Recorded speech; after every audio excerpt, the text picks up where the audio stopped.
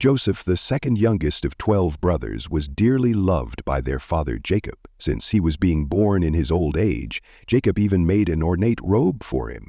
But his brothers resented due to his father's overt favoritism.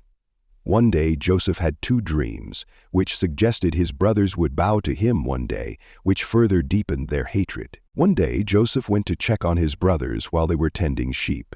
But they plotted against him. They threw him into a well and later sold him to Midianite traders. Later they stained his ornate robe with animal blood and convinced Jacob that Joseph had been killed by wild animals. Joseph was sold to Potiphar in Egypt, and later he was falsely accused by Potiphar's wife that he assaulted her and was put in prison.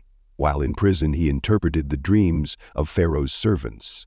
When Pharaoh had a troubling dream, one servant suggested Joseph could interpret it. Joseph did it so successfully that as a result, second in command over Egypt. During the famine, Joseph's brothers came to Egypt for food but didn't recognize him. Joseph, now older, accused them of being spies and kept one brother in prison until they brought Benjamin. After his brothers bowed to him, fulfilling his dream, Joseph revealed his identity.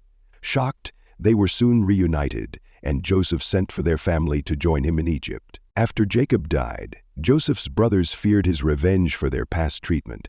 They begged for forgiveness, citing their father's request.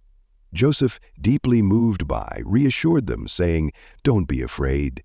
You intended to harm me, but God intended it for good, to save many lives."